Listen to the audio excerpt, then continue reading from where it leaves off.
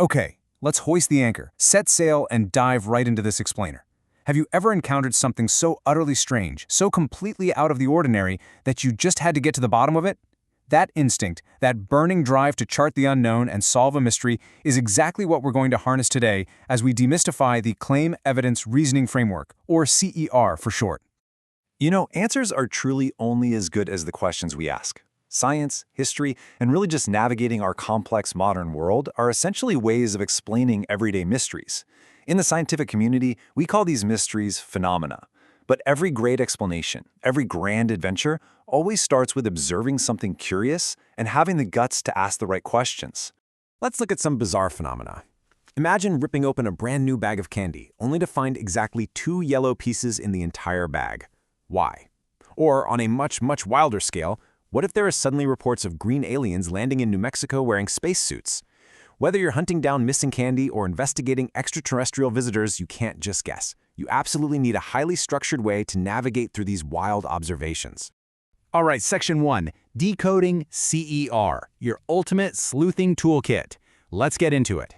First up is the claim. Think of this as a pirate captain's bold declaration of exactly where they are sailing. It's a confident, definitive, one-sentence answer to the question you're investigating. You should never ever start your claim with wishy-washy phrases like "I think" or "I believe." We want facts here, not opinions. The claim sets the unwavering direction for your entire argument. Next up on the docket, we have evidence. This is your raw bounty, the treasure trove of scientific facts, measurements, and hard data you gather to prove your bold claim. Now, for evidence to be strong, it's got to be appropriate, meaning it actually links to your claim, and sufficient, meaning you have enough of it to be genuinely convincing. This covers quantitative data, like exact numbers, and qualitative data, like color or texture. Finally, we hit reasoning. Honestly, this is kind of the hardest part of the framework to master, but it is exactly what separates the rookies from the legends. Reasoning explains exactly why and how your evidence proves your claim is correct using core scientific principles. It's the navigator's skill. You can't just dump a bunch of facts on a table and expect people to connect the dots themselves. You have to actively navigate them there. Reasoning essentially acts as the bridge that connects your evidence to your claim. Imagine your claim is stranded on one island, and your evidence is way over on another, separated by a rushing river. Without this vital bridge of reasoning, your evidence and your claim are just disconnected ideas stranded on opposite shores. The reasoning is the structural support that gets your audience safely from the raw data to the final indisputable conclusion. Section 2. The field test. Slip or trip. Take a really close look at the wealth of qualitative data here. Did this guy slip, or was he tripped? We gotta scan this room like seasoned bounty hunters walking into a chaotic tavern to figure out what happened. We've got a person on the floor, a woman looking surprised, items scattered all over the stairs, something still gripped in his hand. Literally every single visual detail in this room is a potential piece of evidence. By weighing this visual evidence, we can logically map out if this was just a clumsy accident or actual foul play. Look at the breakdown. The position of the body, that might support the claim that he tripped. The items left on the stairs, more evidence for tripping. But notice the glass still firmly in his hand. That specific, qualitative observation actually supports the claim that he slipped, since someone who trips usually drops whatever they're holding to brace themselves. Organizing it like this makes the reasoning phase crystal clear. Section 3. Deep dive. What makes good evidence? Listen, to be genuinely persuasive, you absolutely have to realize that not all evidence is created equal. There is a massive gulf between weak and strong evidence. Weak evidence is like fool's gold. It might look shiny and seem like data, but it doesn't actually support the claim, or it's just missing entirely. Strong evidence, the real treasure, hits the sweet spot. It provides appropriate data that links directly to the topic, and it's sufficient in quantity. It leaves absolutely no room for doubt. Section 4. Scaling up complex investigations. Let's see how this handles rougher waters. Here we're looking at rigorous argumentation in action through an individual climate change research project. We've officially moved from cartoons to massive, complex, real-world issues.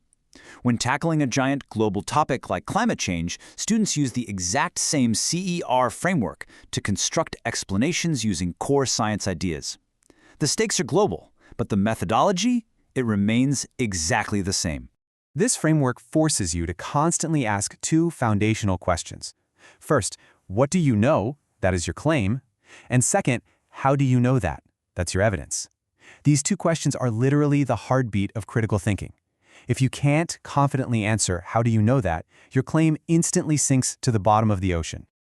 Notice the incredibly strict criteria required here. To prove a major claim about climate change, you need highly specific, varied, and reliable data. You need 3 convincing pieces of evidence from 3 different reliable sources. And let's be super clear, simply saying Google is not a source. You need at least 1 fully explained graph, multiple diagrams, and a map with a date and a source. This perfectly illustrates the high bar you have to clear for evidence to be considered sufficient. Section 5. Unlocking Historical Mysteries. But hey, CER isn't just for the science lab. Imagine unrolling this vibrant, chaotic 1895 theatrical poster like some long-lost treasure map. You see a massive explosion in a rock formation, people running in sheer panic, and a man diving desperately into the water. It instantly sparks curiosity, right? It demands an investigation. What exactly went down here?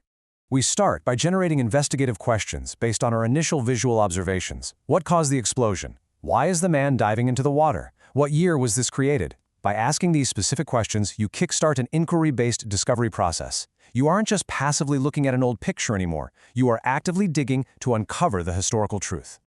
And here is your step-by-step methodology to do exactly that. Step 1. Observe. Look closely and note the details. Step 2. Infer.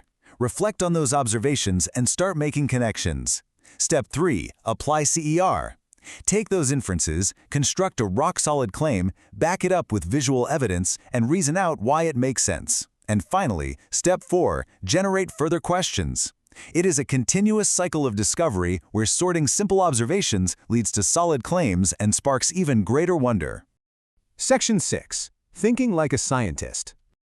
Ultimately, mastering this framework completely changes how you process the overwhelming, sometimes treacherous seas of information in our modern world. It provides a clear structure that strengthens your critical thinking. It promotes deeper understanding, and it gives you a very real glimpse into how scientists and historians actually do their work. CER is far more than just a school assignment. It equips you with the essential communication skills required to conquer whatever future professional endeavors you take on. So I'm going to leave you with a final challenge for the grand adventure ahead. The next time you hear a bold claim on the news, on social media, or just an everyday conversation, will you just blindly accept it, or will you look for the bridge? Empower yourself to question absolutely everything, and always demand the solid reasoning that logically connects the evidence to the claim. Thanks for joining me on this explainer, and remember, always keep investigating and never stop charting your own course.